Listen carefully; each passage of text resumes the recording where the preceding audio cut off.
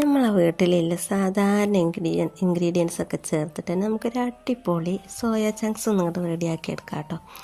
അതിനാവശ്യമായ സാധനങ്ങളെന്ന് പറയുന്നത് തക്കാളി, സവാള, അതുപോലെ ജിഞ്ചർ ഗാർലിക് പേസ്റ്റ്, പിന്നെ മുളക് കൊടുത്തിട്ടുണ്ട്, കറിവേപ്പില എടുത്തിട്ടുണ്ട്.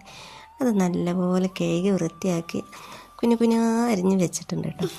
ഇനി നമുക്കതിലേക്ക് സോയ ചങ്ക്സ് ആണല്ലോ മെയിൻ ഇൻഗ്രീഡിയൻറ്റ്, അത് കഴുകി കുതിർത്ത് ചൂടുവെള്ളത്തിൽ കുതിർത്ത് വെച്ചിട്ടുണ്ട് കേട്ടോ.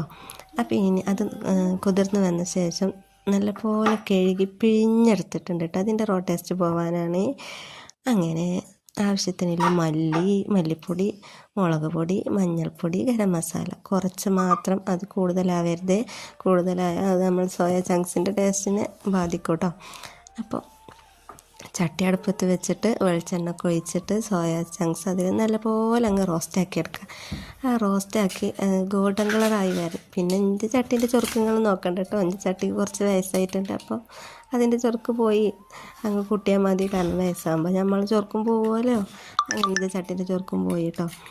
അപ്പോൾ അങ്ങനെ അത് നല്ലപോലെ റോസ്റ്റാക്കി എടുക്കുന്നുണ്ട്. ഒരു ഗോൾഡൻ കളറായി ഇങ്ങോട്ട് കിട്ടണേ. വെളിച്ചെണ്ണയിലാട്ടോ. ഞാൻ ഉപ്പൊന്നും ചേർത്തിട്ടില്ല. ഉപ്പിൻ്റെ ആവശ്യം ഇപ്പം ഇല്ല. സോയ ചങ്ക്സ് ആവുകൊണ്ട് ഉപ്പ് കൂടുതൽ വേഗം ആവും. അപ്പോൾ അതുകൊണ്ട് ഉപ്പ് നമുക്ക് ലാസ്റ്റ് ചേർക്കാം കേട്ടോ. അപ്പോൾ അത് നല്ലപോലെ ഇളക്കി അങ്ങോട്ട് എടുക്കുക കേട്ടോ. അങ്ങനെ അതൊരു പാത്രത്തേക്ക് മാറ്റി വെച്ചിട്ട് ഇതാ വെളിച്ചെണ്ണ വീണ്ടും ആ പാത്രത്തിലൊഴിച്ച് ജിഞ്ചർ ഗാർലിക് പേസ്റ്റ്, കറിവേപ്പില ചേർത്ത് അതും നല്ലപോലെ ഒന്ന് വഴറ്റിയെടുക്കുന്നുണ്ട്. അങ്ങനെ അത് ഏകദേശം ഗോൾഡൻ കളറായി വന്നപ്പോൾ നമ്മൾ സവാളയും അരിഞ്ഞെടുത്തത് അതിൽ ചേർത്തിട്ടുണ്ട്. ഇനി അതൊന്ന് ഇളക്കി അതും ഗോൾഡൻ കളറാക്കി എടുക്കണം. സവാളയ്ക്ക് കുറച്ച് ഉപ്പ് ചേർത്തോളൂ കേട്ടോ. സവാള വേഗമായി കിട്ടാൻ അതൊരു കാരണമാവുകയും. അപ്പോൾ ഉപ്പ് ചേർത്താൽ അങ്ങനെ ഞാൻ കുറച്ച് ഉപ്പ് ചേർത്ത് കൊടുത്തിട്ടുണ്ട്. പിന്നെ നമ്മൾ എപ്പോഴും പ്രത്യേകം ശ്രദ്ധിക്കേണ്ട ഒരു കാര്യമുണ്ട്. സവാളൻ്റെ ഒക്കെ ഒരു പാകം എന്ന് പറയുന്നത് ഇതുപോലെയാണ് കേട്ടോ. എണ്ണ അങ്ങോട്ട് ഊറി വരും, അങ്ങനെ തെളിഞ്ഞ് കാണും. അത് നമ്മൾ എന്തിന് ഗ്രേവി റെഡിയാക്കും പ്രത്യേകം ശ്രദ്ധിക്കേണ്ട ഒരു കാര്യമാണ്. ഇത് നമ്മൾ ടേസ്റ്റിൻ്റെ നല്ലൊരു പങ്ക് വഹിക്കുന്നുണ്ട് കേട്ടോ ഈ ഒരു സ്റ്റേജ് എന്ന് പറയുന്നത്.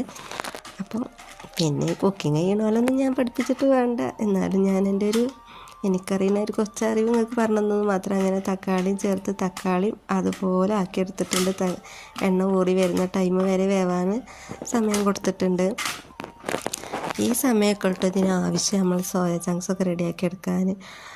അപ്പോൾ അത് റെഡിയായി. ഇനി നമുക്കിതിലേക്ക് നമ്മൾ എടുത്ത് വെച്ചിട്ടുള്ള മല്ലി, മുളക്, മഞ്ഞൾ, ഗരം മസാല ഉണ്ടല്ലോ അത് ചേർത്ത് കൊടുക്കുക.